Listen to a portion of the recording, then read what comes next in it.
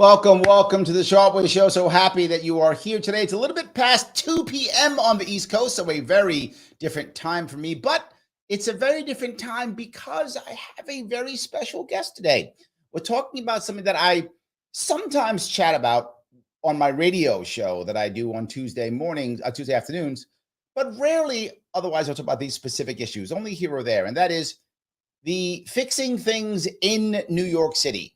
Kind of talking about the city issues that we deal with, the problems that we deal with that are in cities. They're in all the cities, absolutely. But because New York City is the nation's largest city by over double, it's not even close. The closest city size is Los Angeles, about 3.5 million, give or take.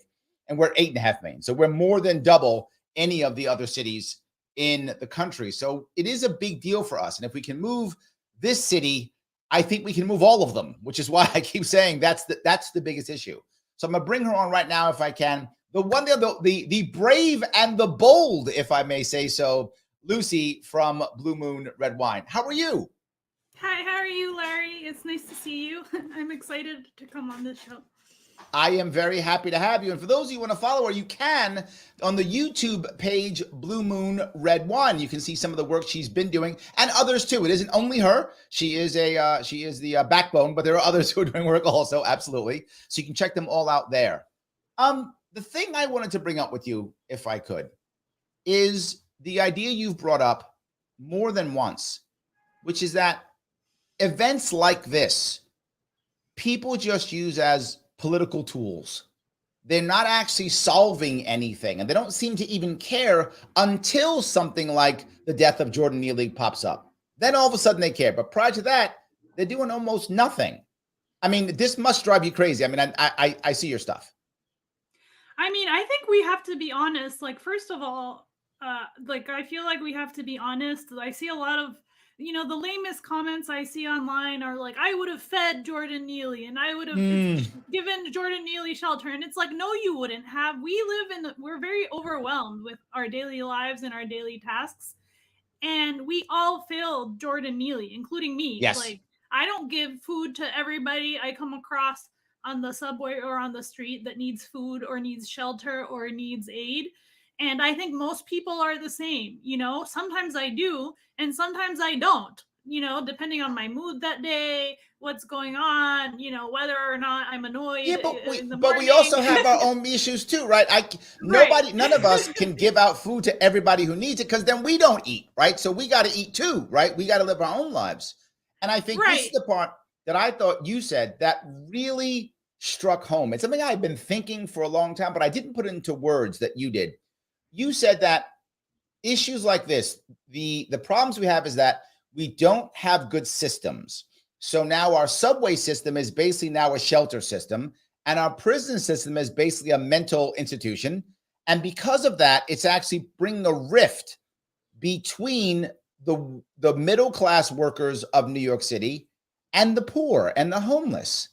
And I felt it, but I didn't really see it until you said that. You're right. This is making the classes fight each other versus fighting the people, the 1%. It's literally creating a rift between the people who should be, in theory at least, working together.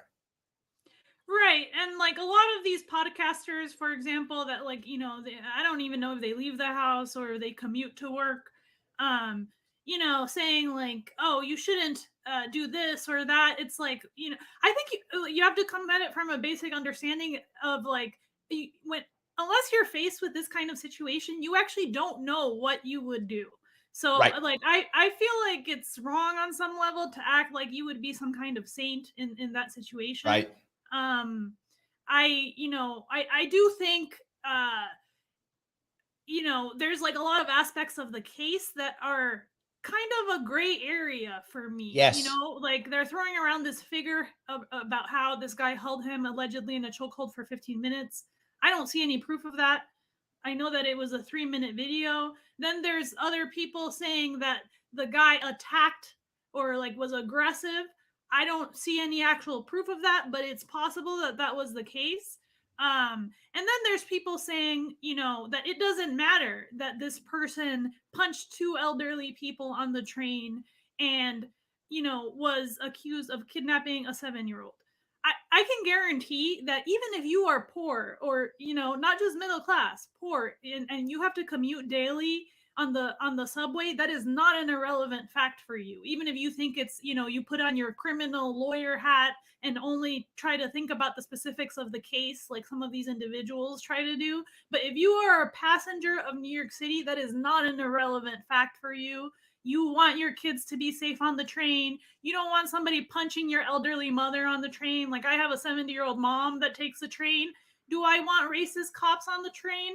No, I am a white woman, but like my mom is a 70-year-old Spanish speaking woman on the train. I don't want racist cops on the train, but I also don't want mentally disturbed individuals punching my elderly mother. So I think we have to, I know it's funny. You're saying something that makes total sense, which is I'd like to have a safe commute to work is what you're actually saying. I would just like to have a safe commute to work. And I feel like people are saying that that's somehow bourgeoisie. Like that's somehow. And it's absolutely not.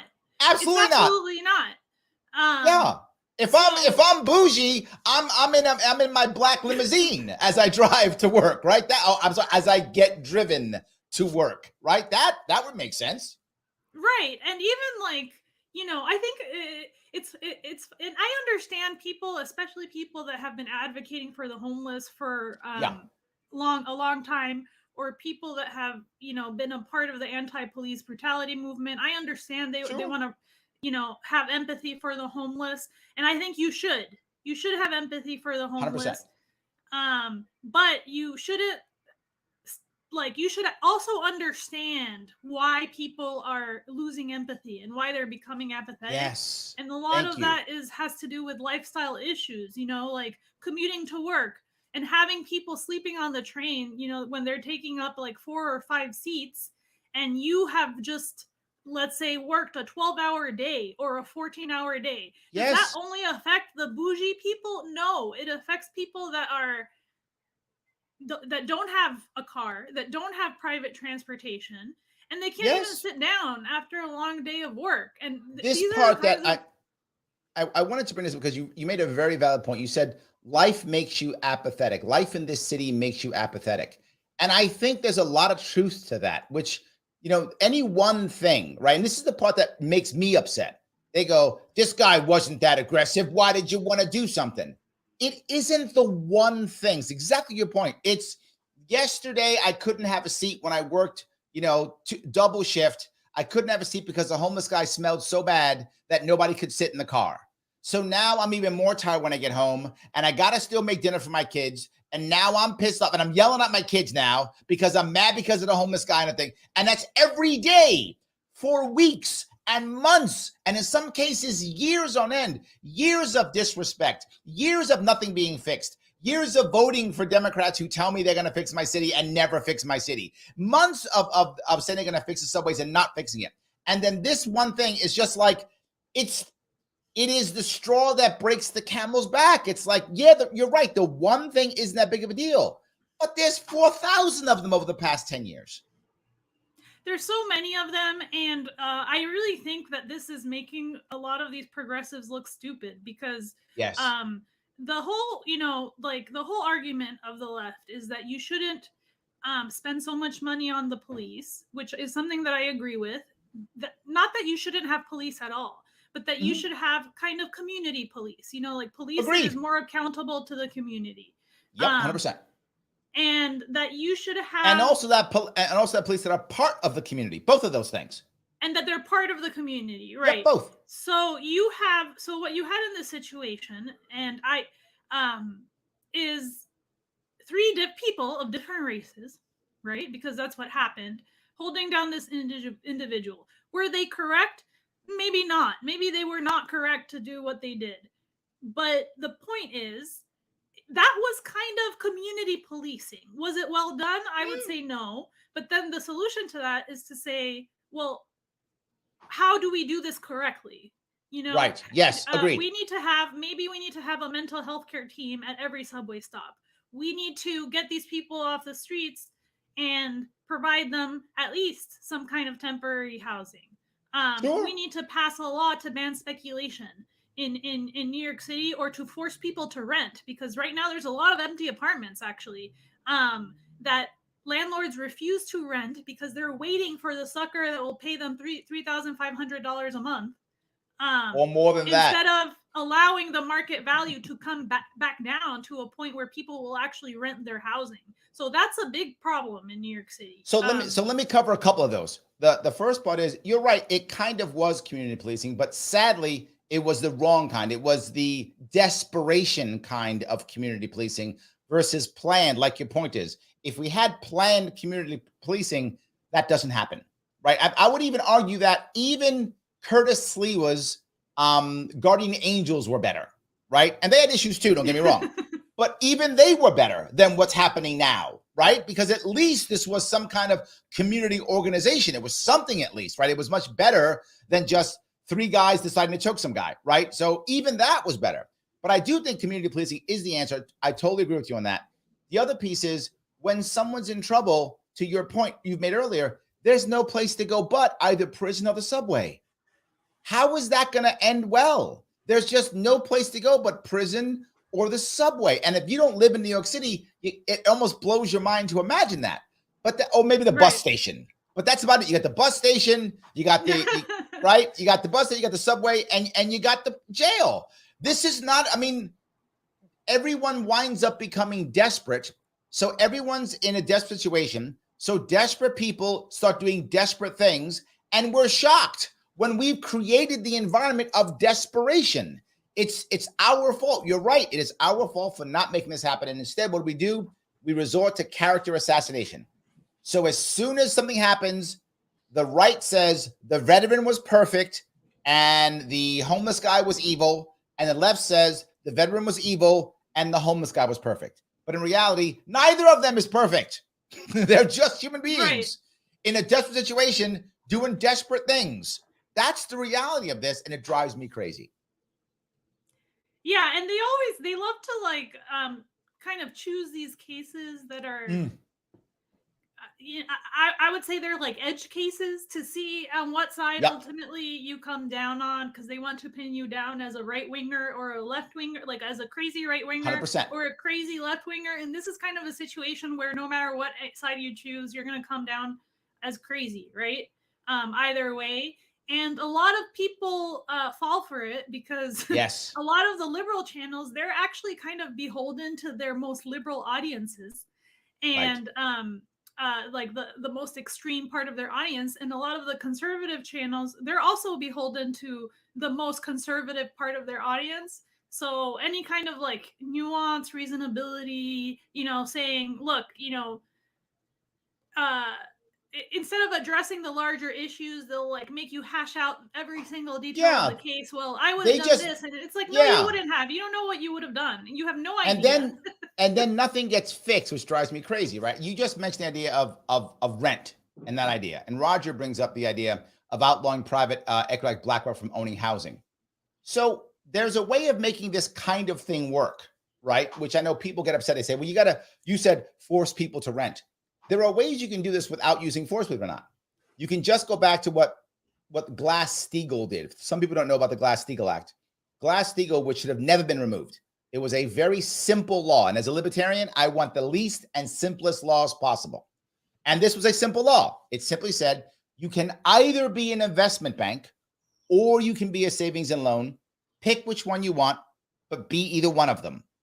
And what that meant was people's mortgages and life insurance before Glass-Steagall was not in the market. It wasn't in the casino because you had to be a savings and loans. Your savings account wasn't in the market. It wasn't in the casino. It was in a regular bank. It supported localized banking, things like that, right? So now you get rid of that, and now it's the wild, wild west. That's what renting is now, and real estate. Real estate's the wild, wild west. You want to make the same way. Are you a real estate company or are you an investment bank? That's it. Once you do that, that's how you solve that problem. Because now, at that point, speculation goes away. right? I'm not doing that anymore. And you don't have to force anybody to do anything. You just say, if you're going to be a real estate company, you make your money on rentals or buying and selling, and that's it. No speculation. And then people make a decision. I mean, either we way. have to bring Glass-Steagall back 100%. Yes. That's been one of the biggest failures. 100%. And what people don't realize is now deregulation began on the Republicans. That's true. But Democrats jumped on board and Clinton finished it off. So Republicans, Democrats together destroyed our banking industry. This is not only a Republican thing. Republicans didn't start it. That's true. But Democrats finished it. Absolutely. I mean, it's like a tragedy what happened under Obama after the foreclosure crisis. Absolutely. He did absolutely nothing about that. And, you know, like the homelessness crisis got visibly worse during that period. But I would say now it's even worse. Now it's even worse. And not only that, like the subway system, you know, I've taken the subway my whole life. I take it a little bit less now, actually, than I used to. I'm with you. But I've taken it my whole life.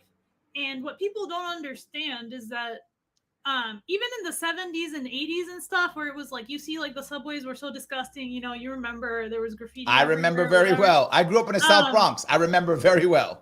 But like at that time, there were a lot of abandoned buildings. So people squatted in like abandoned housing. So there weren't actually that many homeless people on the train.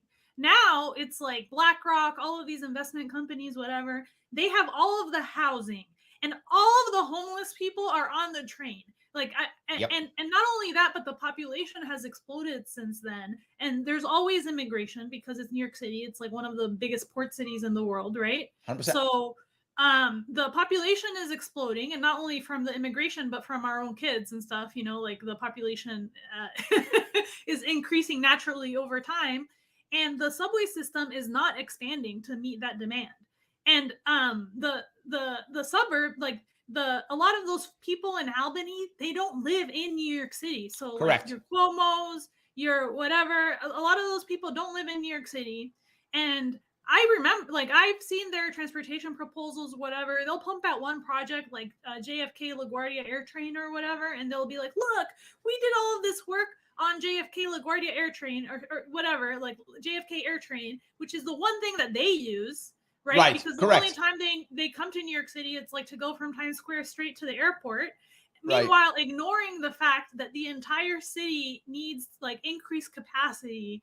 And it's not only social danger at this point, but it's actually a physical danger because more trains are derailing than ever. So this New York City could go the way of East Palestine, Ohio. If they don't do something about this, it could go the way of East Palestine, Ohio. I'm not joking. Completely agree. And my issue is people don't realize how important a subway system is to the working class of New York City. They don't recognize that. Someone goes, well, so what? There's delays or whatever. Yeah, but now I lose my job. Or maybe now I can't get paid the overtime I was counting on for, you know, to buy something for my kid. I mean, all of that stuff actually works for the working class, you know, person here in New York City. Transportation matters, and people don't seem to. Well, what are you worried about? Like you brought up the idea of the protesting, and man, that protesting bothered me, and it bothered me for several reasons. Me too. Yeah. Yes, I was really bothered by this, and I was bothered for two reasons. Reason number one, they're shutting down the subway. You're not hurting the 1%. They're not in the subway. They were in their cars. They were in their black limousines laughing. Look at the poors. Look at them down there and they're breaking up their subway. Silly poor people as they drove away. So you weren't affecting the 1%, number one. The people who were actually making changes, they're not in the subway. They didn't care. So who were you hurting? You were hurting the working class who was trying to get to work that day. Or worse, what I think is worse is, or you were hurting somebody who was actually hanging out with their family that day, trying to go have a nice day on a Saturday or Sunday. They were like, they've been working their ass off the whole week and they wanted to go hang out in Central Park or something. And now they couldn't go because of you. So you only hurt the wrong people, number one. But number two, what's your protest for? Was your protest to actually change the system? Was the protest to put Glass-Steagall back into action? No, your protest was, we want to put a guy in jail because that's justice. That's what you're protesting for, to put a guy in jail, not to change the system to where this doesn't happen again. Not to just system until we have better localized policing, not so that we actually have better housing. None of that to put a guy in jail. That's why I was bothered. Not only that, but like the third rail is it's electrical. Yes, and that's there right. were people jumping down there, onto the third rail. If you're actually going to do something like that, first of all, you should maybe take into account the safety of the protesters. And I agree with you. If you're going to block a major transportation system, you should have buy-in from the community and say, we're protesting for something big, like Medicare for all, getting, 100%. Mental health care for every homeless individual, bringing back something. Steal, a general strike that, gives us all raises or something, not over the one thing. This is, like, I remember when I used to commute to work and they used to have like every other day, people constantly commit suicide in front of the tracks. Yes. And they actually used to have like an announcement that they were supposed to say on the New York City subway that's like, there's been an incident on the train. And finally, the conductors got tired one day. I remember this very clearly. And they were like, I'm sorry, someone just committed suicide on the train. You'll have to wait. It's like they got tired. Yes. Of not saying the truth. Yes. Yeah. Yes. Absolutely. You know what I mean? Like they just agree. got tired, yes. And they were like, "Listen, somebody just committed suicide on the train. You gotta wait." Yes. So hold on. Let me do a little bit of admin if I could, guys. If you're watching this show right now or listening to this show, do me a favor. Click the like button. I have to get past Mr. Go Rhythm. Algorithm is the guy I got to get around because they're always trying to block me. So let's get past Mr. Go Rhythm. Please like if you can. It does matter. Every like matters. You think my like doesn't matter? Your like matters. Please click that like. It really does matter. If you're watching this on Twitter, please retweet this right now. Now you might say, Larry, I don't live in New York City, but these are still city issues that will affect your city and cities in your state. And if you don't fix them, they will eventually affect you. So these do actually matter. If you want your chat to get to the front, you can. You can also support the show by super chatting on Larry Sharp if you want to. You super chat on Larry Sharp, you support the show, and your chat goes up front. If you say, Larry, I don't care about that stuff, I want to support the show. Great, support the show. Go to patreon.com/sharpway. Throw me $10 a month if you got it. You say, Larry, I don't have $10. No worry. If you just hit like, it's free. You don't got to pay a dime. If you gotta hit like, I would share it on Twitter, but I'm off that hell site. No worries, but it's totally fine. And lastly, if you want to change the part that I'm sure Luci and I will talk about is third parties. I'm trying to get access for third party in New York State. If you care about that, you can go over to larrysharp.com/donate and support that way if you want. But no matter what, please do me a favor. Luci's being so good to us, giving us some love. Go give her some love. Head over to YouTube, Blue Moon Red Wine, and subscribe. Help her out. Subscribe to her channel. She's putting out some good stuff. Check out what she does. Please go subscribe to her channel. So I want to go to the next piece of it, Luci, which is the idea of all of these people virtual signaling. All of these politicians using phrases like lynching, talking about how much they loved Neely, even though they never heard of him before the day before, how much they're praying for him. None of them are praying for him. Literally lies. How they care about the family. They never met his family. They don't even know if he has a family. They have no idea. All these things, but no actual change. I know that's going to drive you nuts. It drives me nuts. It does. I actually only saw one person that's running for city council say none of these people care about Jordan Ely, and it was the guy that's running independent, I believe. His name is Paperboy Prince, and he always, I know. Isn't he a rapper? Yeah, he's a rapper, and he always does these far-flung campaigns, and he actually used to be a subway performer. So I feel like that was probably the only statement out of all of these AOC, Tiffany Caban, Carlina Rivera, Sandy for council, all of these progressive, so-called progressives. By the way, in New York City, you know this, Larry, they are in with the regular Democrats. Like Chuck Schumer goes to their fundraisers. So there is no progressive anything. They're the same thing. But they pretend that they're different. And, anytime that there's like some kind of edge case like this, they come out all angry, like taking pictures of themselves with their fists up. And at this point, it's really... I got to do that. I'm not good enough at that, Luci. I got to take a picture with my fist in the air. I got to do that more often. I'm not good at that. Got to I get mean, I better feel at like, that. yeah, I feel like a nerd when I do that. But like, you saw AOC getting arrested. You know, Oh yeah, she like was like walking like with her hands. She was arresting herself, like walking with her hands behind her back that's at right. that Yes, pro-choice protest in DC. that's right. So that's how they do it here. It's unbelievable. You know, But you said and something. You said that they actually aren't people funded, that they're actually all being funded by the same big donors. And I was talking with Roger Meadows, who you know, and he often gets surprised when I say things about how Democrats are moving this way or that way. And he goes, wait a minute, I never heard that in the movement. I'm like, it's not the movement, it's a lobby, right? There's a lobby that is moving the Democratic Party. The people aren't moving the Democratic Party. That's your point, Lucy. The people aren't. Lobbies are. So when I say the Democrats are doing something, and Roger goes, "No, they're not. I'm watching them. They're not doing it. No, they don't care about what you think. They care what the lobbyist thinks. So they're moving towards a lobby. They're not moving towards the people." But when you said that, I was surprised because most people, particularly New York City council people, they always talk about how they're behind the people and the people fund them. They talk about that constantly. But I think you're right.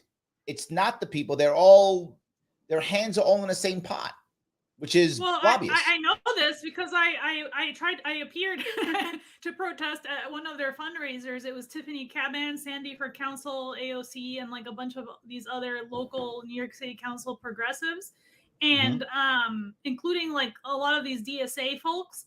And Chuck Schumer also went to the event, which means the centrist Democrats are donating to the same progressives that say that they are people funded. It is totally not. And the progressives are so pathetic, by the way. Like one of these women, like they tried to kick out some of the anti-war protesters out, and she was like a progressive in New York City Council. Her name is Sandy for Council, and which means that the progressives, they're like trying to kiss the regular Democrats' butt, basically. And when they have their own events, they also have to like run their own security, which is so sad to me. Yes. You know, you're gonna like run your own events and you run your own security, but the centrist Democrats don't even help you with security, and then you get it from the left, and you also get it from the establishment. So these people are so lost, like they don't even know where they're standing. You know, like it's like pick a side. You know, they don't. I think they have picked a side. They've picked the establishment, but the establishment doesn't like them that much either. So it's, you know, like they don't even know what they're doing. Which is why there's a part of me that I don't know if I should feel sorry for them or not. Right? I look at the only libertarian congressman we've ever had was Justin Amash. And he was only a libertarian congressman for about a year and a half. That's it. He was a Republican. He got tired of the Republican Party. It didn't work. So he became independent, and then he became libertarian. And then he left. He just said, I'm done. And when people ask, why did you leave? He's like, this is what he says. He's like, I thought I could change the Republican Party. Right? He said, I couldn't do it. So I left. He goes, then I said, well, that's what he said, right? So then he said, okay, I can't change the Republican Party. Okay, I'm done. I'm out. And he was there for like 10 years. So it wasn't like he tried like for 5 minutes. He tried for years to change the Republican Party. Couldn't do it. So he left. And then he became libertarian. And then he realized something. He said, he's just as effective tweeting as a popular person as he is tweeting as a congressman. So, because he can't get anything done because the system is so broken. So he's like, I'm just going to leave Congress, tweet, and I'll be just as effective. Right. And when he said that, it really made me think, does someone like AOC, and I want to give AOC credit where credit is due. She had a work ethic on her first campaign that was thoroughly impressive. She busted her ass for that first seat. There's no doubt. Her team knocked on my door, right? They worked hard for that seat. Kudos to her and her team for that. But then she gets in. And if you remember her, she had fists up. She was starting with fists up. But within about a year or two, she was like, well, you know, is Nancy Pelosi really that bad? I mean, she all of a sudden became that person. And I'm wondering did she get broken? Was she always that person? Does she still think she can fix something? But if she plays along and gets along, eventually she'll make change. I don't know where a person's head goes when they get into that environment, if that makes any sense. So I don't know if I should feel sorry for her. Should I not feel sorry for her? What is she thinking? Do you have a view on that yourself? Well, I think it could be both. I think she could be kind of a career climber and such, as many of the other Mm, Democrats in the Democratic Party are. But I also think that she was pretty young and like naive. I was also not more naive when I was younger, about the way things work, about the Republican Party. I feel like I didn't never liked it, but the Democratic Party, I was naive about the fact that like I mm, thought they were better. It's not true. Um, yep. and I think what happens with people like her is that they're kind of ideological, not very practical people, and probably people that don't have as much work experience before being Mm, in politics. yes. And Yes. I think it's like what you and me are trying to build a little bit is like systems. We're systemic Mm, people, like analytical people that think, how can you change the system? Because if you right. argue about things like the culture war, and you know this, Larry, like I protested AOC over immigration. I Yes. I, I agree with her on some of these immigration related issues, for example. But you're not going to reach the entire country on immigration. Not everybody agrees Yes. with you. What are the things that we can agree on? And this is also why both of us like Roger Meadows so much, because he thinks a lot about how systemically you can change something without getting into the Yep. weeds of like the gender wars, the culture war, the immigration, and people's opinions on immigration, reparations, like all of these things are people in different areas of the country, they have different opinions about, and you're not going to change it overnight. Right. What can you agree on? And I think Roger Meadows is absolutely right. Like you can't run you can't run campaigns on abolish ICE. Right. You can if you want to just win, but you're lying to your audience because you're Right. saying when you elect me, I'm going to be able to abolish ICE. And somebody like AOC has no power. What Right. do you have to do first? You have to, first of all, the first thing is to abolish these political parties, the Republican and the Democratic Party. Those are the parties that are holding us up because whenever 100%. people get elected, they kind of respond to the most fringe elements of their party and they put the party's interests above the people's interests. So Every the time. first thing that you have to abolish before the police, before ICE, before any other social justice issue that you want to talk about is the parties, like how the political parties split us up. And then you have to figure out how to create some kind of third party coalition because all of these like different third parties, it's like herding cats. You have like your Yes. libertarians, your socialists, your Let whatever, let and let let me touch a couple of those things if I could. Number one, I know the timing is right because of forward, right? The idea that forward party could come into fruition shows me that the time is right. Why? Because forward is mainstream, right? It's mainstream. And if the mainstream's accepting it, that means the country's starting to be there. They've done the polling. They know that the country's kind of ready for it, if that makes any sense. And forward raised like $130 million last year. So, or something like that. I forgot, over 100 million, whatever it was. They raised a ton of money last year. So I know that the country is kind of in ready for it, if that makes any sense. So that part I know. But the other part is, how are we going to get everyone together to change the laws that stop it? The problem is right now there are laws that are stopping people from getting on the ballot. I know I got sued off the ballot last year, and the laws make it almost impossible. So I do think that the timing is right. I think there has to be a coalition. We have to all get together so that we can actually get at least a third party on. Now, people listening might say, why in the world would I want a third party? Why would I care for a third party? I lean left or I lean right. Why would I want a third party? And this is the part that's critical.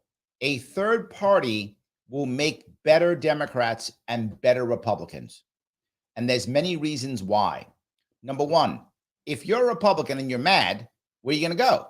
You're going to check out or you're going to go Democrat or hold your nose and vote Republican anyway. Those aren't good options. If there's a third party, you have an option. You can go someplace. And once you can actually go someplace that isn't the opposite of, or people say there's an opposite, your party has to actually cater to you. Your party will cater to you more if there is a third party. That's number one. Number two, how are you going to make coalitions? If Republicans now go across the aisle and try to make coalition with the Democrats, they get yelled at. AOC and that guy Matt is it Matt Gaetz? That's his name, from Florida. They had together. They had an idea for a law, and now people are like, oh my God, are they lovers now? And it's a fight. Like, oh my God, like no, you're supposed to do that. But that actually happened. I'll go back to Justin Amash again. I guess I'm being a Justin Amash stan today, but that's fine. I'm going to do it today. When George Floyd was killed, right after that, the left yelled, abolish the police, defund the police, and the right yelled, back the blue, and nothing changed. Justin Amash actually had the first tripartisan bill, and that was to end qualified immunity. He brought that up in 2020, that summer, as a libertarian. He got both Democrats, Republicans together to make that bill happen. It was the first tripartisan bill. That's why a third party matters. A third party can help make coalitions, which we can't make now. So no matter what, look, clearly I am biased. I'm a libertarian, but I am trying to get everybody to go third party. I'll take independence. I'll take forward. I'll take green. I'll take whatever. It doesn't matter. I want a third party, even though I am blatantly libertarian and biased. But I'll take a third party either way. Whatever it is totally fine. So I'm sorry. Are you back, Luci? I was yapping away what you were doing with your computer. No, thank you for covering. It seems I'm actually better without my Ethernet cable than with it. But yeah, I agree with you. I agree with you. We have to make a third-party coalition, and I think the idea that Roger Meadows and other people have of only running on making New York State a ballot initiative state and having people I love that. vote their own initiatives in is really good because, first of all, you're staying away from all of these contentious issues. Like, are you, campaigning on choice or like a lot of these cultural things that people are kind of divided on, right? You're staying away from all that and you're just running on direct democracy. Like, we need to make our democracy something where we actually decide what to put on the ballot. And that's it. You're not running on, a lot of these other contentious issues, which, by the way, you might have a better chance, like AOC did, of running on abolish ICE. But then once you get in, what can you do it? No, because you don't have the tools to do it. And on the Republican side, if you are running on pro-life or something, can you run on that and get your religious crowd to maybe follow you into the election? Yes, you can, and you probably will win faster than other people. But will you be able to do it? No, you won't be able to do it. Absolutely. So, essentially, this is just gridlock. And the only thing I feel like we can really run on is direct democracy and more direct democracy and ballot initiatives, like people being able to put their own initiatives on the ballot and vote for the things that they want, which has been very successful on a local level. It works. Yep. And but the point I think we should bring up, though, on this one, Luci, I want to bring a very important point up with this. Sometimes that's going to fail, but so what? Right? Ballot initiatives are sometimes going to be a disaster. They're either going to not get what we want or we're going to have bad things that we regret. But we have that now. We already have that now. So even because someone's going to say, but what if we do something stupid? We do stupid stuff now in mass all the time. In fact, most of the stuff we do is stupid. So look, if once in a while a ballot initiative fails or it's a bad idea, at least we can then put it back on the ballot again and go, can we stop this dumb thing we agreed upon? That was kind of dumb. Can we stop it? And we can then vote on it and stop it. The problem right now is once New York State, or any state, but New York particularly, creates a law, we never end that law. No matter how dumb it is, we just keep it. We never change anything. We have some of the stupidest things in the world, and we just keep it. We never change it. At least with ballot initiatives, if we make a mistake and realize, wow, that was stupid, we were all emotional, and we shouldn't have said yes to that, at least like a year or two later, we can go, okay, just kidding. let's stop that thing.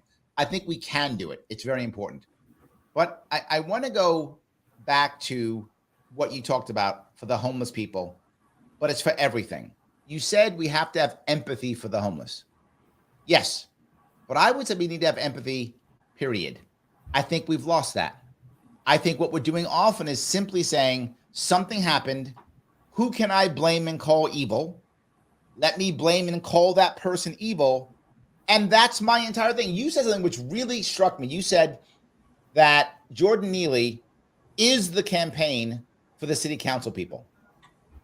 And when you said that, I was like, damn, she's right. Like, I didn't see that. I'm like, damn, she's right. Like, that's their campaign. It's not only the campaign for the city council people, but it's the Democrats' very own local January 6th. If you think about it, they are trying to, but no matter how much they pretend to be progressive, a lot of these people want to fit into the Democratic Party because they're careerists and they're career climbers, right? Yes. So what they want to do is get in with Mayor Eric Adams. And the way to do that, because he was like chief of police or whatever, is to vote for more funding for the cops. And what is the best excuse for them to do something? It's like, well, if we don't vote for more funding for the cops, we're just going to have an explosion of vigilanteism on the train. What is better than having this specific situation? And even though there's consensus on the fact that like we need more community policing, not to get rid of it completely, but to make New York City a place that's similar to, for example, like private residences in the suburbs that have their own security, that are more responsive to the people that live there. So if you want that in New York City, you want to have like more kind of community, like more accountable type of policing, and maybe mental health teams that arrive before the police arrives. I don't know, like something like that, right? But they have this fantastic case now, and they get to say, look at this person. I don't personally think that this guy's a white nationalist or anything like that. Yeah. But look at the framing that somebody like Ayanna Pressley used. She said that it was a public lynching. So people are going to freak out, because like a lot of these people are using these words. And they're going to say, look, we have such a serious problem with vigilanteism on our subways, even though this is the first time something like this has happened. Like this is not a frequent occurrence. See, they were talking about MSNBC, and you know what they brought up? They brought up Bernie Gates. That was like 40 years ago. I mean, if you know New York, I mean, Bernie Gates, when he's shot guys who supposedly, according to the story, I don't know the details of it, but according to the story, there were like 3 or 4 kids who had sharpened screwdrivers who were trying to mug him, and he shot them in a subway. That was 40 years ago. More than that, wasn't it? Yeah, about 40 years ago. And I'm like, wow, that's what you... So every 40 years this happens, and you're like, oh my, it's a city of 8 million people. It's 8 million people, right? Every 40 years you get some vigilanteism. I think we're going to be okay. I think we'll be fine. That's not an issue. Exactly. It's something that statistically, it's not something that's like a frequent occurrence. And, but politically it's brilliant, right? Because, you know that AOC, for example, she voted for more funding to the DC police after, parading around the country saying that she wants to abolish the police. She voted for more funding for the DC police. And this is just kind of a way to use that strategy that they use on January 6th to act like there's some kind of explosion of white nationalism. And I'm not saying that there isn't racism in our system. I do think that there is. Yeah, but there's no explosion of white nationalism in New York City. That's not. Yeah, I mean, maybe by all intents and purposes, like I feel like the problems are really more systemic. It's about poor 100%. People, for example, not having access to housing and redlining and stuff like that. I really don't think, no matter what the media says, I really don't think that people are more racist today than 50 years ago. I don't. I cannot believe that under any I see more mixed couples than ever. Like more in New York City, especially, is really New York City. You gotta try to find a couple that's not mixed. You gotta look for that. Exactly, and they're trying to act like this is kind of and it's very cynical in my opinion, because if you ever did have some kind of community policing, guess what? You're gonna have white people on staff. You're going to have at least a few white people on staff. And you don't want those people to say, you know what? I don't want to volunteer for this because I'm afraid that the liberal mob is going to come after me if I'm in a situation where I have to claim self-defense. Imagine something like this. And like, what are you going to do? Are you only going to have, people from the community, but the Bronx is multiracial too. What are you going to do? So it's very bad when they kind of So now there's like the counter argument, for example, that if it had been a Black veteran that had done this, he would have immediately been taken to jail. And I do agree with that. I do agree that there's like discrepancy with how the cops treat someone when they arrive on scene. Maybe like people make assumptions. Hold on, but here's what I would tell you for sure. It's not just race. It is race. It's not just race. If that was a Black guy who choked him out, but he was a veteran and he was in a suit, he doesn't go to jail. I'm not joking. I know. And he's got, say, an American flag pin, and he says he's a Marine or something, he doesn't go to jail. Now, he's a Black guy. He's got an oversized Yankee cap on, and his pants are a little bit low. To jail he goes. Yes. Right, and there's there's class distinctions in the way that some of this is race, but it's also class. It's both. Yes. Yeah, and like a lot of these cases actually split people apart. Like I sent you that article about John White, and also and that was a scenario where it was a Black guy who was practicing self-defense. Like somebody had threatened his daughter, and the police did arrive on scene, and he did end up in prison for 2 years. So I do agree that stuff does happen. Yes. And then there's the other case that I sent you, which is the case of Jose Alba, who was a Dominican deli owner or deli, Yeah, he was a worker. He was a small business owner, and he was attacked by a Black couple. Yep. And he was sent, even though he was stabbed first. Basically what happened is they stabbed him, and then he stabbed them back. That's what happened. But he ended up getting the girl. Hold on, if I remember the story, the girlfriend comes in. She doesn't have enough money on her EBT card. If I remember the story right, she doesn't have enough money on her EBT card. She wants her product anyway. She has her daughter with her, and she's embarrassed because she doesn't have money on her EBT card. The store owner's like, I can't give you the stuff. You don't have the money. I'm not giving you stuff. She gets mad, and she stabs it with something. And he pushes her away. And she says, my boyfriend's going to come back and kick your ass or something like that. Then she leaves, goes to her boyfriend, tells her boyfriend the story. The boyfriend comes in.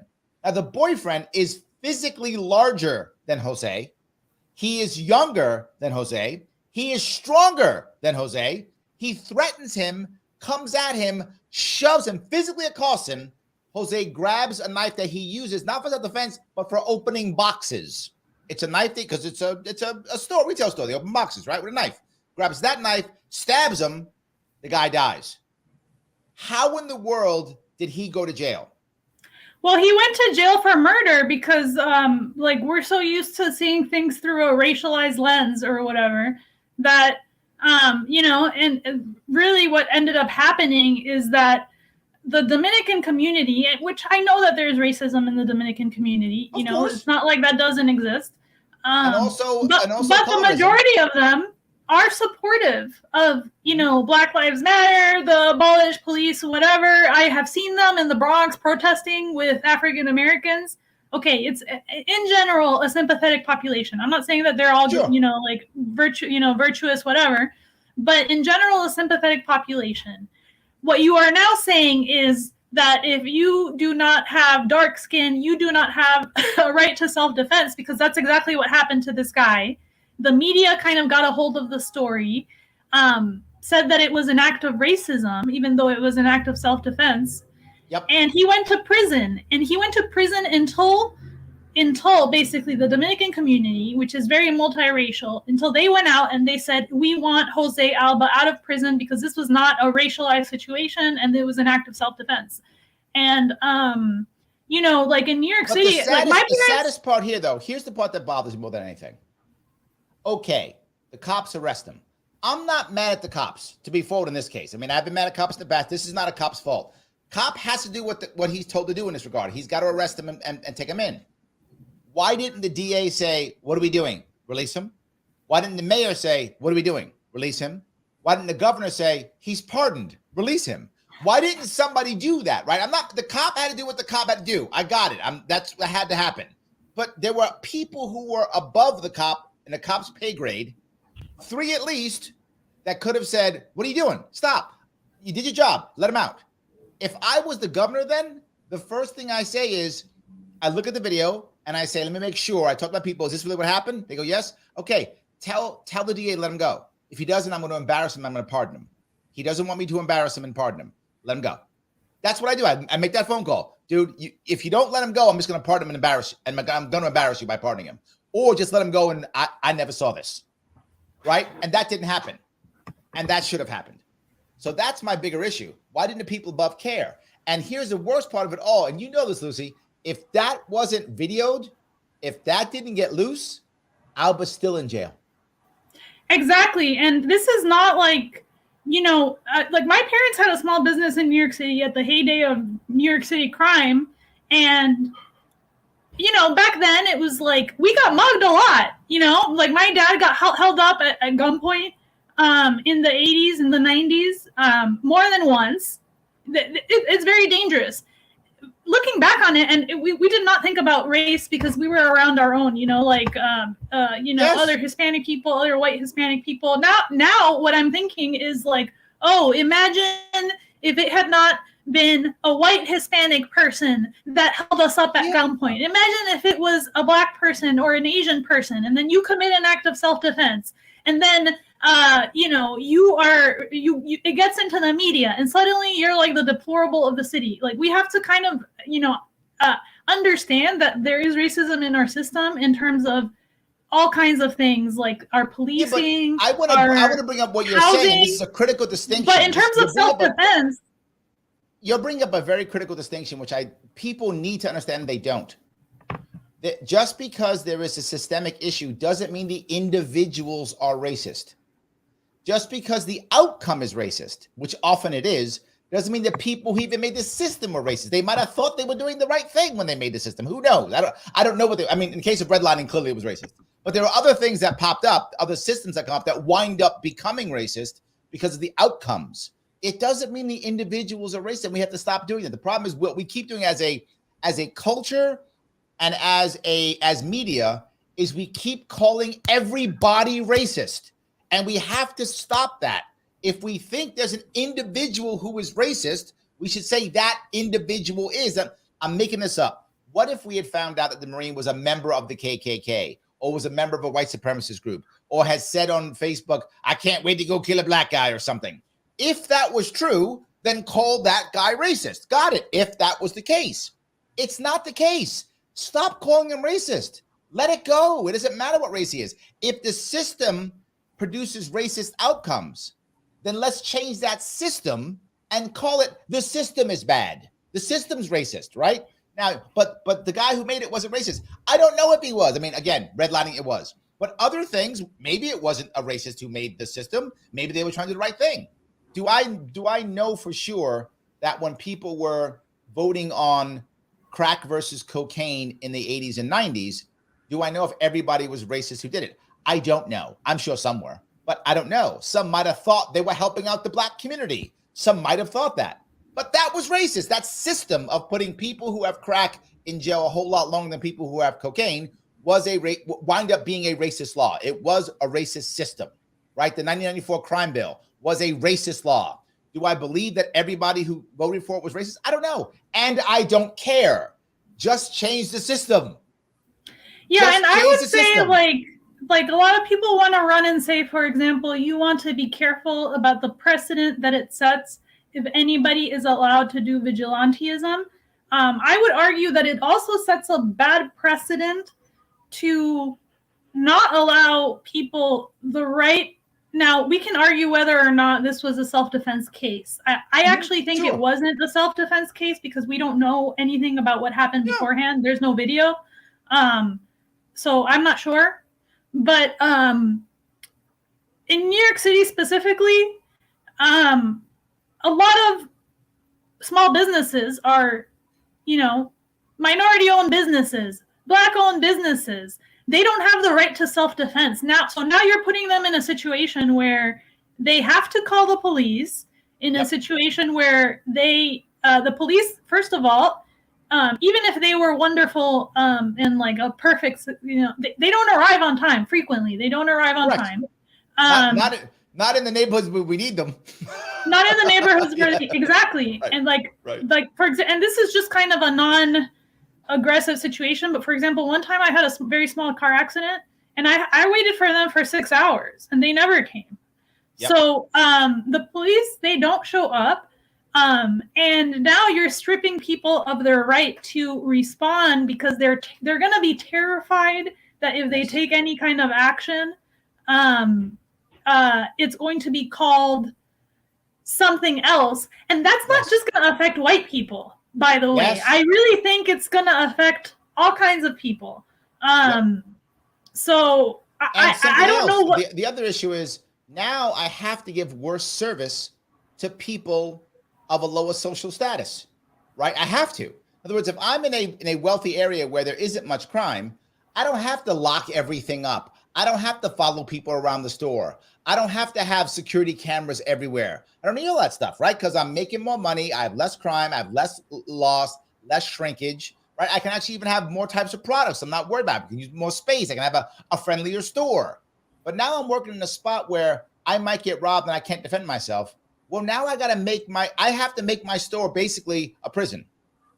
See, well, that's what a lot of people do. They put up like all of these glass panels and stuff, make their store into a prison. Again, like my parents used to have a small business on the first floor. And when we moved up to the second floor, it was like, thank God, because, again, multiple muggings, a lot of, it's very hard to run a business and not be allowed to have any resort to self-defense. It's also hard to take the subway. And, there was like an epidemic, and still is to a certain extent. Like somebody can push you onto the tracks and just go to prison for like a week.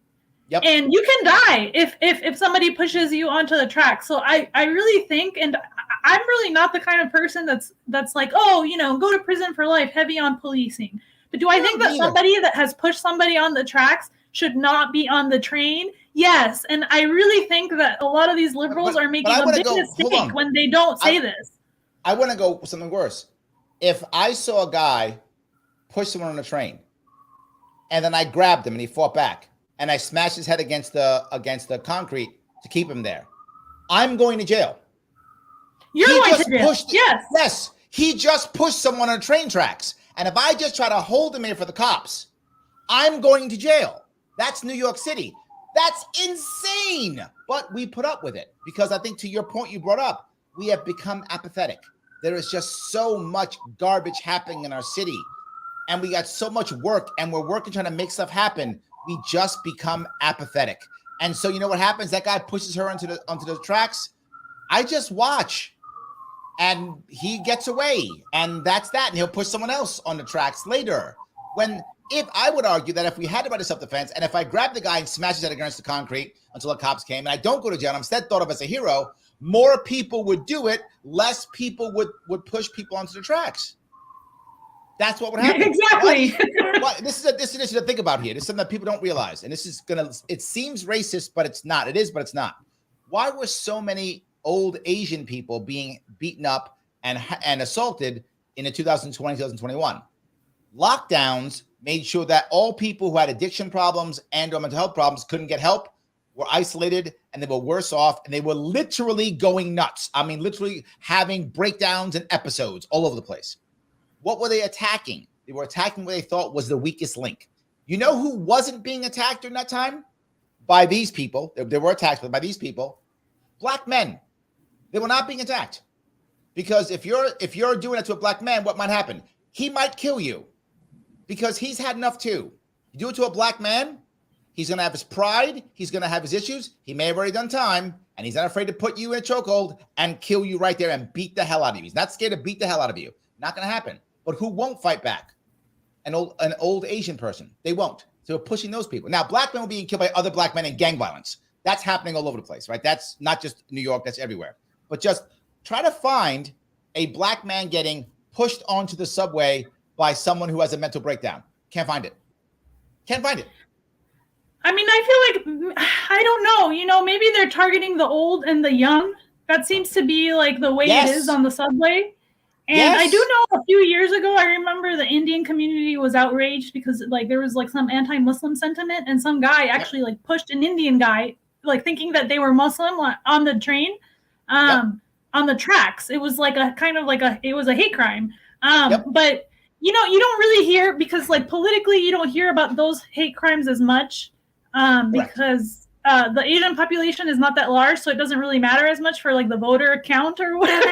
Yeah, no, I think you're right. The Indian population in New York, while it's large, compared to other Asians, not that large relative to other Asian populations. I mean, Chinese population is far larger, right? So yeah, it's not that big. So it's like, but I do think there is a lot of anti-Black policing. Like I've thought so since the 90s, since that story came out about Amadou Diallo and how he was shot like 40 times, and he was just a student, and all he did was hold up his.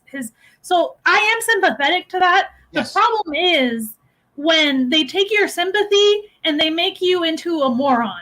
And I am not willing to go that far. Like, you're taking basically sympathetic people that are sympathetic to all of these causes, like abolish the police, this, that, or, maybe abolish whatever. There's disagreement about that term, but there should be a policing system that's more accountable to the community. I do believe that. So let me go back to a little bit of that doesn't mean you have no right to that people can just scream at you on the train, do anything they want, push old people, punch old people on the tracks, like kidnap 7-year-old children. There's no accountability in the city, absolutely none. And it's really a disaster. And I'm really shocked, actually, at the way independent media is covering this. They clearly don't live here because, Yes. Yes. That's the point that I bring up. There are people who are telling me how my city works. I'm like, have you even taken a subway ever in your life? Like, have you even what are you talking about? Like, what are you talking about? So yes, anyway, let me do a little bit of admin if I could. Guys, again, I know I ask all the time. I ask one more time. Please click that like button. Let me get past Mr.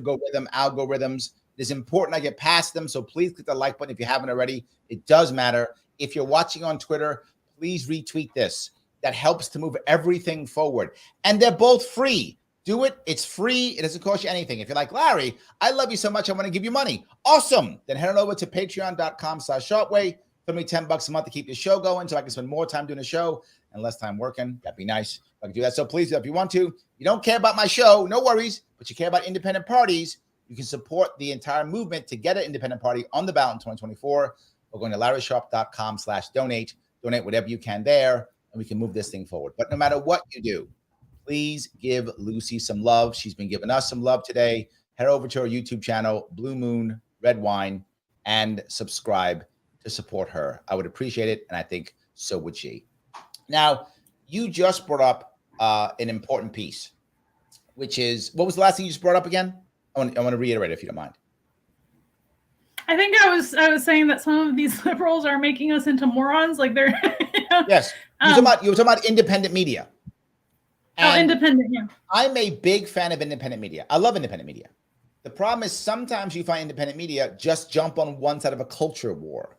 Now, you talked about culture war, and you're right. We have to learn this. If we're going to be third party, whether it's libertarian, forward, independent, whatever it is, whatever party, Green Party, if we take a stance heavily on a culture war issue, we're going to lose.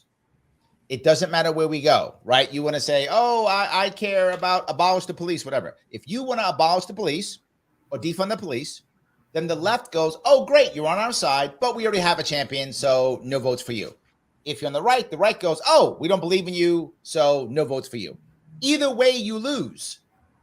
So you've got to have an actual plan to fix something. You have to have a reform the police plan. You can't just take a stance. Not just that, the culture war issues don't solve anything. They just make people angry. That's all they do. They don't solve anything. Yeah. That drives me crazy. And we keep, as a culture, we keep falling for it, right? I remember someone asked me this question when I was running for office. They said, I got a question for you, Larry. Do you believe in the flag? That was the question. I'm not joking. The question was, do you believe in the flag? And I thought to myself, it does exist. Yes, I believe the flag exists, right? But that's not what she was asking me. That was a culture war question that actually had no real meaning.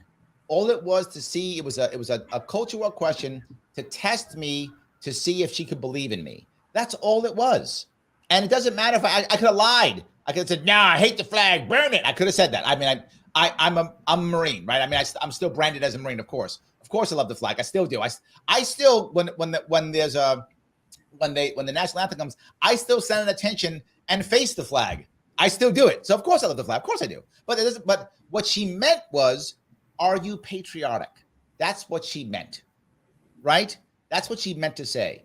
But this is culture war stuff. It doesn't. Let's say I believe in the flag. Great. How was your life any better? Let's say I don't believe in the flag. I think it's terrible. Okay, great. How was your life any worse?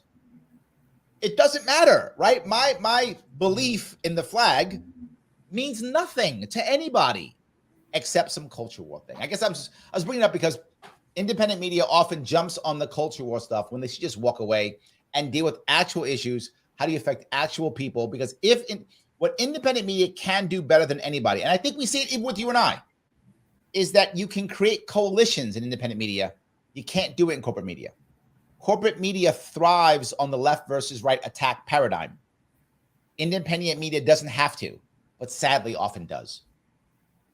Well, yeah, and I actually learned this through independent media. Like I'm from like the bluest part of the country practically, and I didn't even know that many Republicans in like my regular life. You know, that's the honest truth. It was really only after I started to encounter some of like, you know, so I guess I always thought that I was left leaning. You know what I mean? But then I went on Twitter and I was like, whoa, these people are really, really left leaning. Like these people don't even believe that, you know, if somebody stabs you and you're white or something, right? Yes, exactly. You have the right to self-defense. So like, right, yeah. I don't. Why? That's not a crime. Who cares? Yeah. Yes. So you know, like there seems to be like a tribalistic thing where yes, a lot of the, I would say like online keyboard warriors they're like into a type of identitarianism, I guess, that I don't even see in real life. Like I don't even see it in the Bronx, people getting that upset about some of these issues. Right. What do I see people getting upset about? Stuff like quality of life, housing, you know, like the tenant unions and stuff, like, you know, the fact that there's not enough options, job opportunities, you know, like 100%. Stuff like that. So, and ultimately those are the same things that right-wingers, libertarians, like stuff like that, they're concerned about the same things, the economy, the currency, what's going to happen to the dollar. If we focus on outcomes, we very often can agree. If we focus on the outcome, we often don't. Let me grab some, if I can. Let me grab some comments. If I could, a bunch of comments popping in. I'm going to grab some. Dave says, the problem is we don't know what is real and what's fake. The social media outlets are spreading a lot of rumors on this incident. I think that's true on a lot of things, Dave. Not only that, you're right for that, but I think in general, we get worried on what's true and what's not. And we also get distracted by our talking head, right? So it's not as true anymore, but it used to be. You could watch Tucker Carlson and Rachel Maddow, and you would know what the left and right was thinking. Like, and they were totally separate, right? I'm sorry, the corporate left and corporate right. What the corporate left and corporate right were thinking just by watching those two shows, and you would know what they were thinking. That's not true anymore, but you go back about 2-3 years, that was probably true. Just watch those two, and that was it. But what if one of them was lying? You wouldn't know. What if one was, you know, kind of moving the truth around a little bit? You wouldn't know, because your talking heads are the ones who keep telling you. And imagine if you're someone who watches 3 or 4 hours a day of the same type of media. Well, now they're reinforcing it, right? So I'll use the Fox model as an example because they were the best at it back in maybe the early 2000s. They really began being really good at this. So the morning show host would say, I heard there's a rumor that Larry Sharpe is going to be the next president. They would say that, right? And then so the next show afterwards would go, hey, did you hear that rumor Larry Sharpe's going to be the next president? Whoa, now I heard it twice. But it's because the first guy said it, right? And then the third guy on the next show goes, yes, people are talking about Larry Sharpe being the next president. Oh, my God, they are? It's the same show, same people, same thing. Then by the time night comes, everybody all day has been talking about Larry Sharpe as the next president. What? So now if you watched only that, you start believing I'm the next president. Oh, my God. And I'm nowhere near the next president. To today's part, that's a lie. That's fake. But they start believing it. I think he's right. I don't know. Do you get caught in that bubble sometimes, Luci, or no? I do. It helps that I don't really stream that regularly, or you know, like if I had tried, I guess I would have gotten sucked in more. But I kind of like the idea of maintaining technical skills, because I feel like politics is kind of a fair weather friend and people are always turning against each other. So I like to have a regular job and not really like invest my all into politics or streaming. But to the extent that I participate, I do feel like a lot of people get caught up in rumors. This whole Marianne Williamson campaign is a perfect example of that. This lady has no shot. And, you know, like the DNC, we already know that they choose their candidate. It's Joe Biden. And there's all of these like online campaigns, right? These people are more unrealistic than what we're saying. Like what you and me are saying, Larry, is like, let's run some third-party people on the local level, like the lowest positions, and see if we can create some coalitions. These maniacs are saying, I'm going to run for president because of like my experience in anti-vaccine activism, or what is it, like writing books about spirituality, which is even funnier. And in a party that doesn't want me, in a party that selects their own candidates. So hold on, let me ask you a question about this. Because I said so. So let me ask you a question. Do you think Marianne Williamson, by the way, I happen to like her personally, right? I do like her personally. Do you think Marianne Williamson knew this? Do you think it was on purpose? Do you think she was duped? Do you think she was just trying to grift? Do you think she thought she had a shot? What's your gut tell you? Does your gut tell you that my gut tells me that she actually believes she had a shot? That's what my gut tells me. But maybe I'm wrong, because she was on a stage last time. She got a taste of it. And she was like, this popularity tastes good. Maybe I could win. I don't know. What's your gut tell you? I mean, I think her audience has gone up. Her book sales have gone up. So I really think that that's the angle. You know, like. Okay. And I don't. Maybe she cares about things. I really don't understand someone like her that much. But I'm trying to like put myself in her position, and I just can't imagine it, to be honest. But I do think that she seems to run in circles where it's like, you know, because she was like Oprah's spiritual advisor. And I do think that it's weird. Like, we really are in a Hollywood nation, and, you know, like reality TV, as stupid as it is, you know, like Trump, didn't he run a reality TV show before he won? So, absolutely. 11 years. 11 years. Right. So I feel like as a culture, we are pretty like reality TV oriented and Hollywood. And like, yes, is there a case in which Oprah's spiritual advisor, like Oprah is the biggest host in the nation? Oh yeah. So is there a chance that somebody like that could win with Hollywood support? They're like, you know, extremely influential in the media. Yeah, I think so. The problem is that, like, I don't think Marianne Williamson was grifting. I think she honestly believed she had a chance. I do. I think I think she thought she had a chance.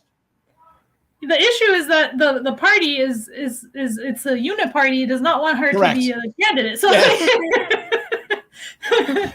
it's not going to happen, you know? Yes. Unless the DNC itself decides, like, oh, you know, we're going to choose, which is, I think, it might be her angle, because the way I see her kind of caving to Joe Biden and refusing to criticize both of them. RFK Jr. does the same thing.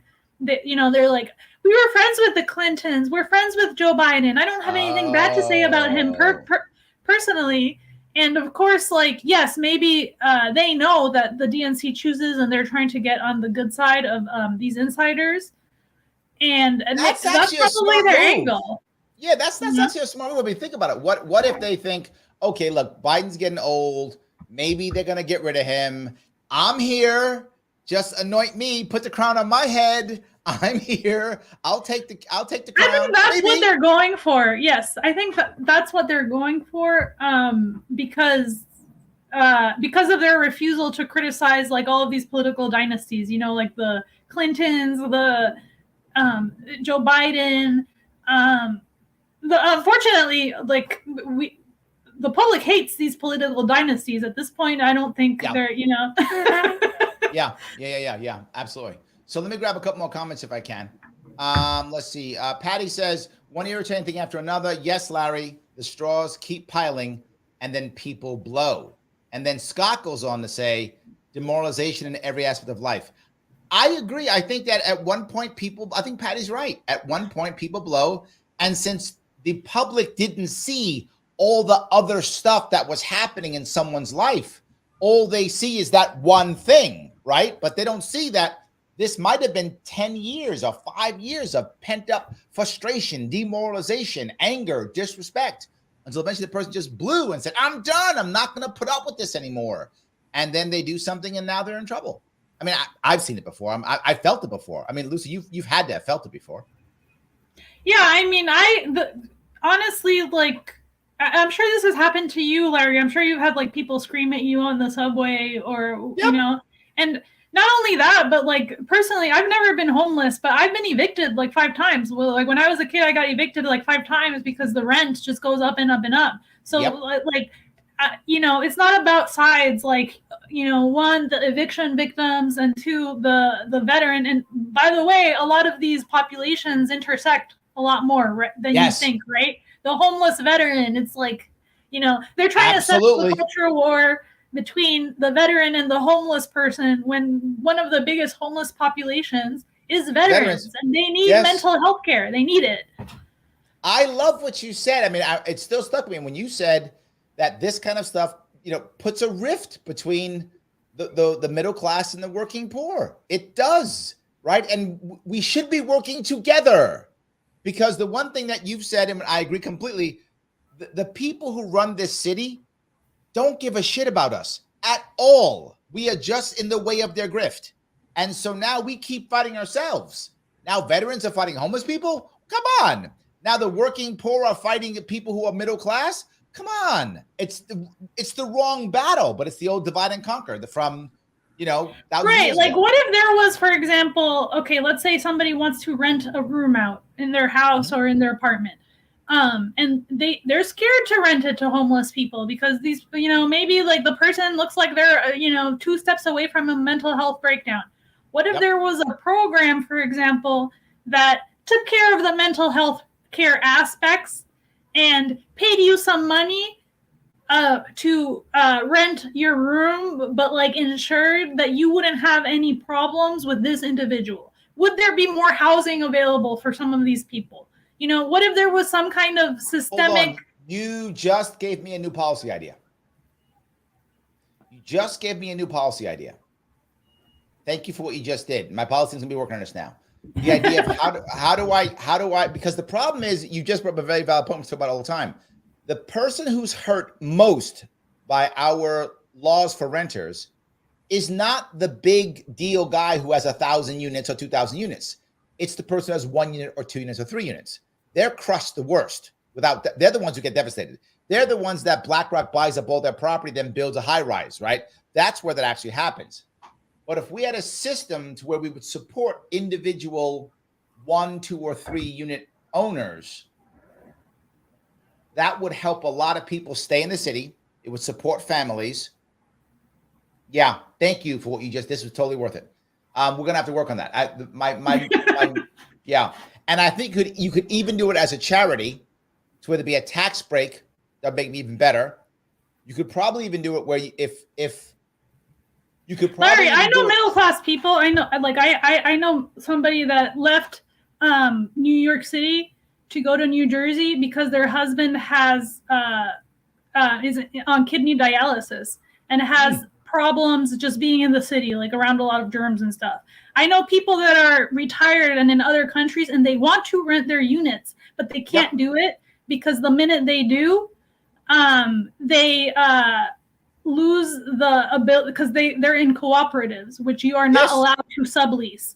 So there are all kinds of people that have housing in New York City that want to rent their units, that need the money, and they are not allowed to rent, or they are scared of renting for whatever reason, because they're scared that somebody's going to come in and trash their place and like ruin the value of their property. So in theory, you could even make it. If it's a homeless, you could theoretically make it a homeless franchise. And that sounds crazy, but you could do it to where your place. Good if they had funding, if you had people looking after the property, making sure it's well taken care of, making sure that the person is on time with rent, all of this stuff, you would dramatically and that was my point. You could the amount of units, franchise the management. Yeah, you would franchise the management, which also means you'd franchise a liability. The insurance would be cheaper. All of that could work out. And if you made it to where it's nonprofit, it's a tax break, so larger organizations would be able to get behind it. And even if the guy or gal who's renting their home out, if they lost a bit of money, if there's a tax break, they'd make it back up in taxes. So you could still do it. This is a workable. I need details. My team will work on this. Thank you, Luci. This is a damn good idea. It's a damn good idea. We could make this work. This is a workable policy. All right. Anyway, sorry, you got me going. We could do this. This is doable because my policies are always the same. They're changing the environment to support the working poor and middle class, right? Change the environment to support the working poor and middle class, and set up an idea to where I know a lot of people get mad at me because they say many of my policies wind up also helping out larger organizations. That's often true, but I don't think that big corporations are evil. They're apathetic. They just don't care. If their policies crush people, okay. If the policies don't crush people, okay. So if I set an environment where their policies can make money and help people, they're help people. They're not against helping people. They don't care. The problem is the government also doesn't care. So now people just get crushed. But if you set an environment where they'll help, I think you can get better help. And this is one of those ideas. I'm sorry, I kept going. I appreciate what you just said. Thank you so much. No. So yes, let me grab, let's see. Oh, Roger says, no, Larry, what I said was that I've never heard us in the left community talking about gas stoves. Okay, so his was specific. Yes, there are definitely lobbies in the renewable energy field who are lobbying New York State to get rid of gas stoves to push everything renewable. So yes, that's an actual thing. That's what I meant by the lobbyists. So anyway, you have a fan, by the way. Scott Coleman is saying amen and preach when you were talking. He's loving what you're doing, Luci. So you got some fans. That's a good thing. I appreciate that. Yes. Let's see here. I grab a couple more if I could. Dave talks about Bernard Goetz was defending himself from individuals actually branding weapons. This was not a Bernard Goetz type of a thing. Dave, I agree. But my point was that's what they're linking it to. It's not the same thing, and it was 40 years ago. And that's what they're using? This is vigilanteism on the subway is not a thing. I mean, it happens, but it's just, this is what Luci's saying. It's not a thing. We're just saying that, right? Sam asks a very important question. He says, would we be better off without the corporate media? Are they a net negative to human rights because they hijack emotional responses for ad dollars and damage civil rights? What do you think, Liz? This is a tough question. Are we better off without it? And if we got rid of it, would it just grow back again in some other form?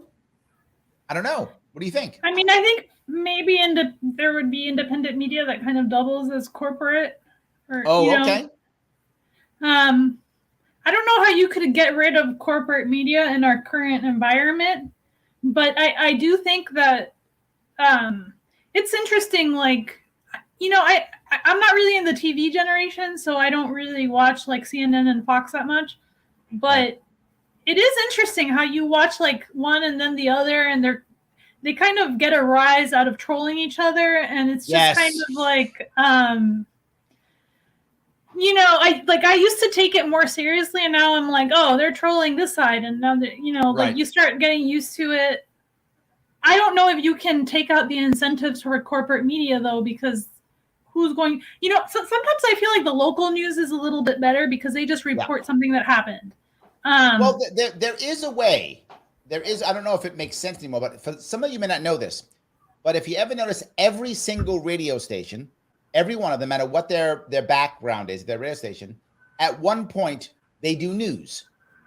Every hour usually. They say, oh, here's the weather or here's the news. Why does some, hip hop station or some punk rock station or why does it do news? Right? There's a news station. Why does it do news? It has to. Why does it have to? Because if you're going to be on public radios, the American government says if you're going to run the public radio station, you must provide some civic value. You must. Otherwise, you may not have a radio station. That's actually a law. So to do that, That's to do that, they provide news. Very often the news is not their own newsroom, it's someone else's news. So you just put it out there and go, here's some news. And then they've covered their ability, they can keep the radio station. So when that happened, news was not a moneymaker. News was a requirement. So they would just do the news to be a requirement, but there wasn't a moneymaker. In theory, you can do something like that. That would be some type of way of doing it. Otherwise, I don't know how you do it. I don't know any other way of getting into corporate media. You'd have to make it to where it is a requirement for others so that a news station wouldn't be able to make as much money, and that you'd want it for eyeballs only and not for dollars in some way. I don't know how you would do that. That's something I can think of. I mean, I think we're seeing the beginning of that with a lot of these platforms, like pushing their own kind of independent thing that people, their YouTube channels, etc. Yep. The only thing is, like, you can, even if you get rid of the corporate media, you're not going to get rid of, like, outrage, getting more clicks and engagement. So I don't know how you get rid of that. Without, I agree. Yes. You know, maybe it's better to just have a news. Let me just remind everybody, click the like button if you haven't. I know I bug you every time. Please do so if you can. If you're watching on Twitter, please retweet. I keep sending it, I know. And please give Luci some love. Follow her YouTube page. Subscribe if you can. Blue Moon Red Wine. Luci, before we wrap this up, is there anything else that I missed, something we should be bringing up? No, I mean, I'd love to hear later, or I'm going to, like, go check out your website and see how I can participate in the whole independent. I'm totally already on board with the independent strategy. I just, I don't know how we're going to do it. And I'm, like, having trouble figuring out what the next steps are. Then after this, you and I should connect and we'll have a phone call, and I'm happy to discuss. Okay. Even easier. All right. All right, guys. Thank you all so much for watching. I appreciate all of you who gave us a little bit of time. Luci, thank you for coming. I appreciate it. I will be on again this evening, 7 p.m. and also tomorrow at 3 p.m. So I am still on. I will